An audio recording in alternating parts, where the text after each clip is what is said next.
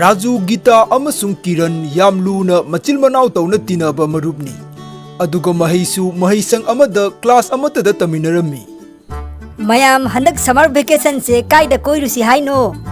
Kiran, aina haidi handak summer vacation da umangda oina koirusira.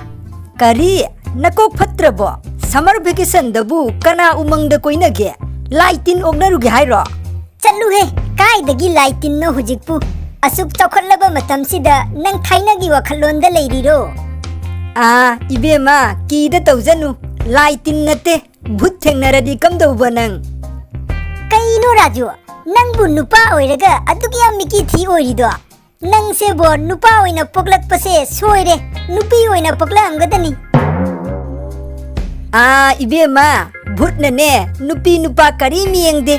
Magi langda thuruba mido mathawai thaba natna atei karim lambe leite aduna aidi chatloi hujiktagi haijarisini noi chatninga chatlu kanasu thingde noida kaino Raju umangdo kanam chana da badi natte dana mi mayama picnic chaba chanai dudi kedorage siraba moy ibungo kok phaba mina aduga chatna picnic chanai do new year matamdani hujik kalen thagi asuk sakraba nuksa sida nang chau chocho Haima, mina icham cham na hairaga. Nang sebo kibadi phajana kiba yatni he.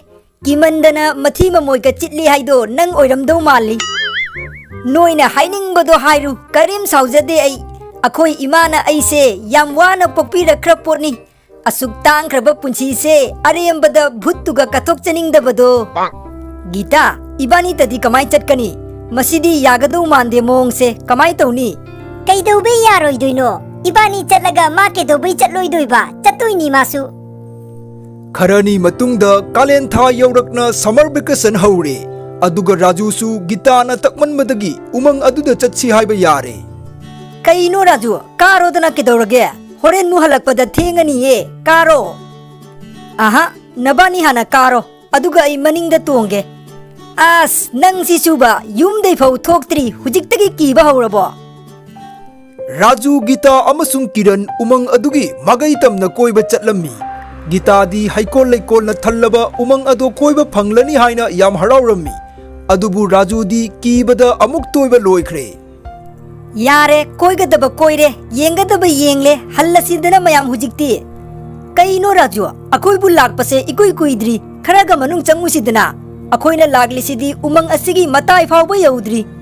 Hey Kiran kidaba tawnu mina sida laga picnic chanai do asi mafam sidani asidai manungda kanasu changnade thong asigi asom wangda mafam phatte haina kanasu chatnade yare se taningdre oidraba nangna kari numita ladana umang asigi maramda adugyam khangliba Kiran phagi nate thajadaba tawnu akhoi manarki ahansing chatluba moina haireini Raju ga Kiran gana ngangnari ngai da Gita umang adugi phajaraba haikol laikol ado yengbada thong ado landuna manungda changkhre Hey ibani na ngangnari ngai da Gita do kadon chatkhare Haima hoine hujikta sida akhoi manakta leramdai ne kai chatkhra jatno Hey madu nupi do mathanta thong se landana manung changkhradi soitare akhoi thirusi law yangna nang somda thiu ai somda thige Gita Oi ma, kari khupajano ne. Sidabu moina mafam asida koiba lakningdrini haba. Raju, kamai tawni mafam punamak thire Gita di phangba kauba leite. Hujikti thong se landuna manungda thiruba natana atei upai leite. Phare changsi lao ado ibani di thana roisi ko. Raju amasung Kiran aki tujungba thadoktuna thong ado landuna umang adugi manung changle Asomdana Gita umang adugi haikol laikol ado yengbada umang adugi chap chabi maya yosalakle mafam aduda sadhu baba ama lai kanna ningbagi makhon tarami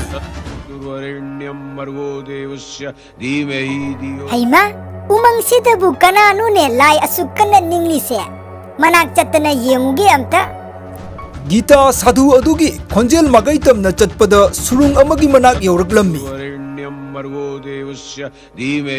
Khonjel sidi surung asigi manung daini thokleise asi yauraklabanina manung changdana amuktadi yenguge Gita na surung adugi manung changbada sadhu ama kanna lainingduna leirammi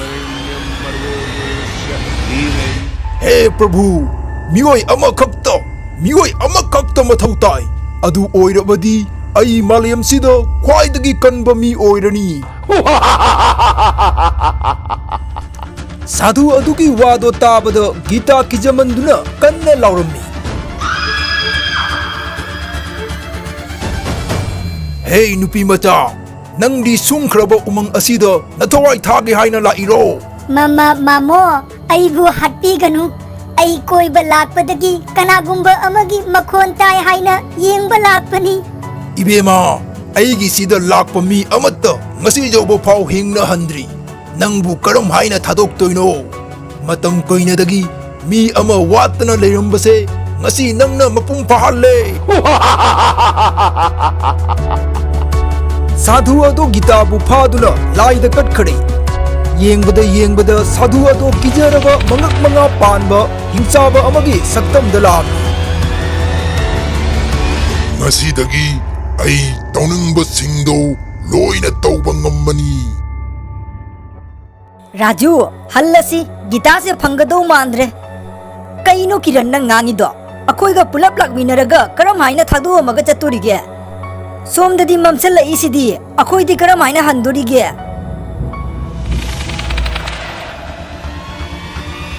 Kiran chelu Hingchaba ado kiran busu thangatuna pukhre aduga raju di hingchaba adugi makhuttagi nantoktuna chelakpada umang adugi manakta leiba khungang amada changduna lotkhre hingchaba ado raju bu thibada khungang aduda changlaklammi ngasibu akhoina khaden loisandana haleise matam sibu a yauramane ne Oh, aidi ngasaina hallasi haiba natro.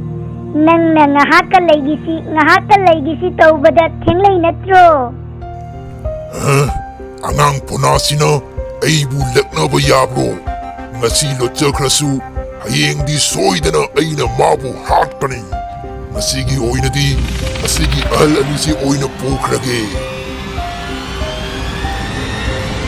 Hingchaba ado raju phangdabadagi kaithel hanjarakpa ahal anido phaduna pukhre mathang numitta raju khungangi miyoi singda thodok ado loina tamle laibak phabana miya maraktuda maiba ama yaurammi oja maiba asumna nutigi tauradi khungangi miyoi pumba hingchaba aduna loina phana pukhi tare oja maiba na karigumba ama taudana khungangi miyoi sing asibu kanbiu aduga angang macha asisu karimata sohan binu Hingchaba ado ngasisu angang se phaba soidana lakani ngasidi yengnaba taredana mak mayam aina hairise munna tauko oja maibana lausing tauduna angang ado magi mayumda thamkhre aduga mana hingchaba ado lakpa ngaina leire ngahak matungda hingchaba ado raju bu thiba khungang aduda changlaklammi Hey hingchaba nangna karigino khungang asigi parja mayamda yelise nangna pamlise karino engonda sengna hairu Hey maiba ai nangonda yetloi nangsu aigi lambida yelakanu aidi angang do pangdi phawa kungang asida nutigi lakani aduga hanba matamda mi amadi soidana pugani Phare ai nangna haibado yarage ado nangsu aina haibase yauko ai nangi nakhutta angang do sinarage angang se phanglaba matungda nang khungang asigi parja mayamda amata yeloi hairu adu oiradi ai hujikmak nangonda angang ado sinage yetloi angang duta aigi khutta sinau pona mana engonda laknaba saradana Phare adudi aiga chasilaw angang do kijamandana akhoi khungi laisang aduda lehauri nang laisang adugi manak phawba chasi ai manungdagi angang ado puthuraga nangonda sinage oja maibana lausing tauduna hingchaba ado laisang adugi manak yauna pure aduga angang do puthorakke haina laisang adugi thong hangdokpada adudagi thoklakpa mangal aduna hingchaba ado maina chaktuna sikre Hey maiba jintiba ai nang bulemna tharo